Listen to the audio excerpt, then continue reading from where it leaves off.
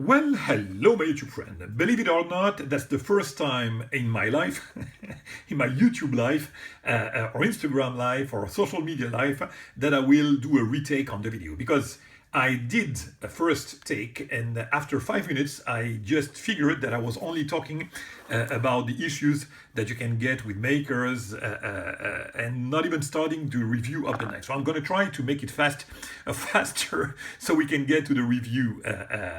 Basically, what I was wanting to say, and I'm trying to shorten it now, is that you have makers, and I'm making several reviews about controversial makers lately, like Neil Blackwood, DUSTIN TURPIN, and my point was that I don't think that those guys are a bad person. They acted wrong at some point because of say psychological issues or I don't know, financial issues. That's not my point to address, but for several reasons those guys have acted wrong, but I'm not sure that they are bad people per se. And like I said, I mean, in the previous video, but you cannot know for sure. I think that, being in a good environment, having some money can make someone that is not that good can make him better. Money can make you better. The environment can make you better. And at some point, the contrary can happen.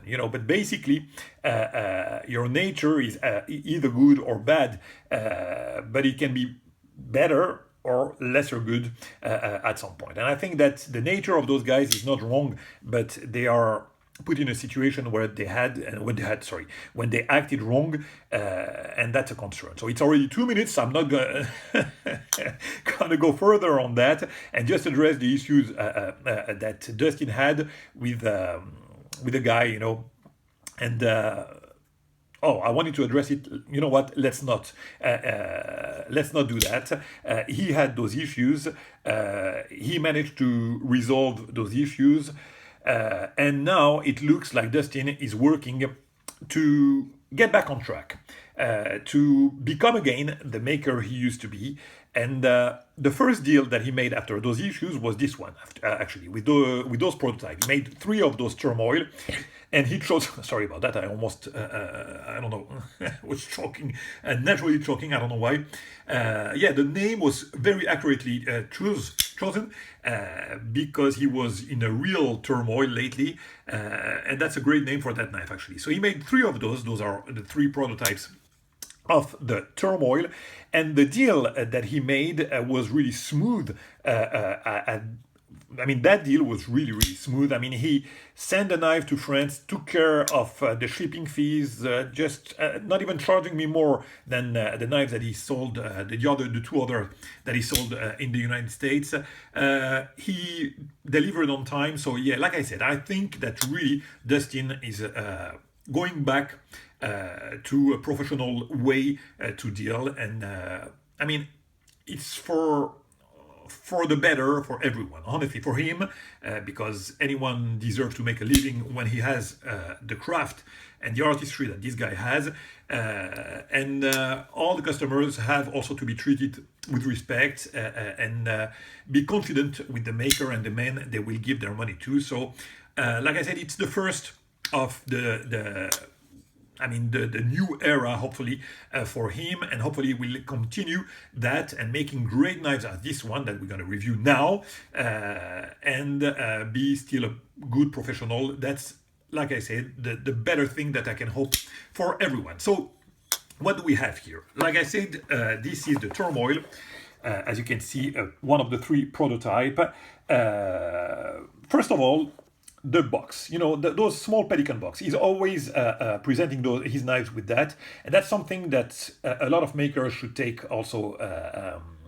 The example, the packaging is really, really important. In France, in Europe, they do a lot about the packaging. In the United States, less. You can pay a lot, crazy, shitload of money. Sorry about the language, and have a flimsy, sheath like that. So the box is really nice, very nice pelican box, very nice quality. Then, what do we have? So the turmoil is a flipper with this shape, this very sexy shape, in Persian. I had two of Dustin knives, and the issues that I had with the knife, that's why I didn't keep them really long, was because of the design that I found to be a little bit boring, but this one is not. And that's fortunate because I would argue that Dustin's actions are, I mean, with the flipper in liner lock. Let's talk about flipper and liner lock. He is in the top three for me with, I would say, Jerry McGuinness. And oddly, there is another maker that you cannot expect at that place, at that rank. But for me, Enrique Peña does one of the best liner locks, of flipper liner locks in the world. And I think that it has to go with the way that it is built. So let's talk about that, to begin with. It's going to be an erratic video, but I think that the action, while we're talking at it, let's, continue with that point. I think it's done the way that it's done. Rexford also does great flippers, but more for the frame locks. And the same can be said about Rexford. The position of the flipper tab, which is, a small flipper tab, just in the line, in the alignment, and or just in the upper position of the middle of the pivot, with a stop pin that is, in the top position like that. This position of a flipper brings you so much leverage than when it's done, down here, so much leverage, and that brings, I don't know, an action that is just incredible. Here, the flicking, that action that you have. Boom!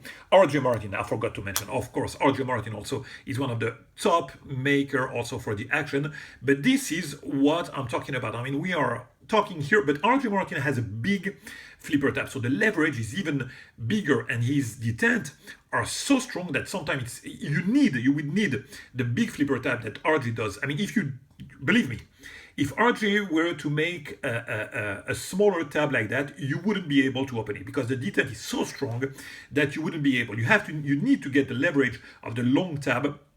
That is the issue with the long tab is that it's ugly, but you need that to open an RJ Martin. On this one, I would argue that it's, to me, almost a better action because you cannot break it. It's impossible to break it. And the detent is strong, but accurately strong. You just look at it. Wait a minute. I wanted you, to make the smaller effort to open that. I mean, an RG, try to open an RG, believe me, try to put the RG and to open it like that with the pinky, you wouldn't be able, you would break your pinky before starting even to open that knife. So yeah, I would argue that the balance is even better on this one. That's one of the best liner lock flipper I've ever seen, and it's rock solid. Check this engagement. Absolutely perfect, no stiffness whatsoever. Check that. I mean, it's on washers, it's on the bearings, of course, but check that. I mean, how smooth it is. It's almost dangerous. You need to be careful, when you disengage it and have your thumb protected by the tab before releasing your thumb there. Otherwise, it falls by its own weight. It's almost dangerous. I don't really like that, but it's really smooth. And when you test it, like that, the smoothness is absolutely incredible. So one of the best action out there. The centering, I mean, we're going to go fast about that. Look at that. I mean, it's spot on. As I said, the detent is the evenness of the detent. I mean, the balance is one of the, if not the best I've ever seen. That's just an incredible action. And again, I mean, don't try to compare it to the kickstop. The kickstop also has a strong detent. It's another mechanism. Don't try to compare it to any other maker. I mean, the only person that I would compare it to would be Enrique Peña for some reason, because they look alike, for the action. Other than that, I don't know of any other maker that would make an action like this one, and that is something that is to put to the credit of Dustin. The rest, let's talk about the handle. Look at that. I mean, as usual, the piece of carbon fiber is absolutely gorgeous and pristine. No void whatsoever. He wouldn't accept to take a piece of carbon fiber with void. The blast of the titanium is perfect.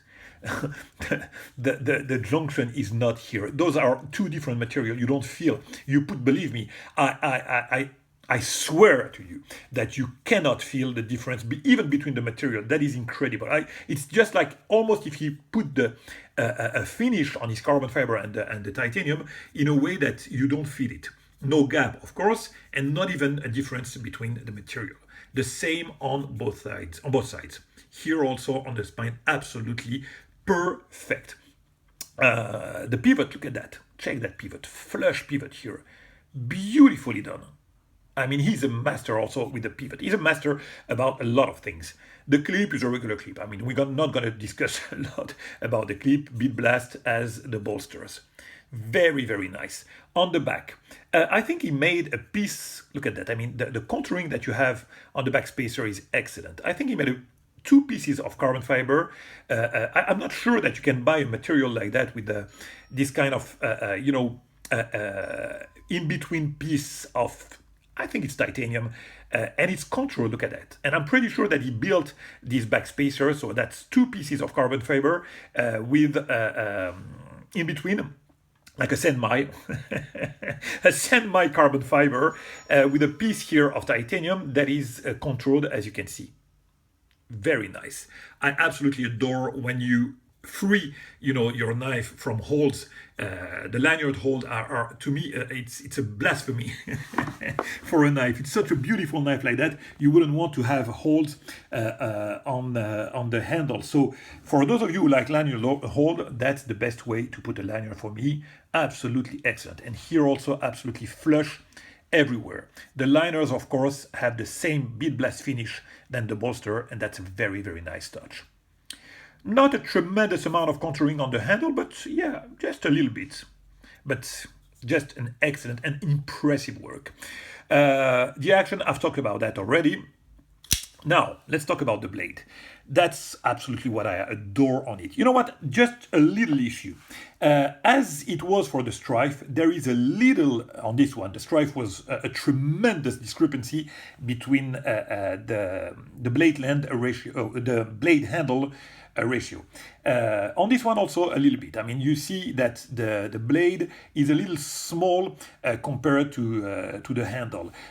Whether it's on the size, on the length, and also on the thickness. Look at that. You have a lot of space there to fill. It could be thicker, and that would be way, way, way more appreciable to be thicker.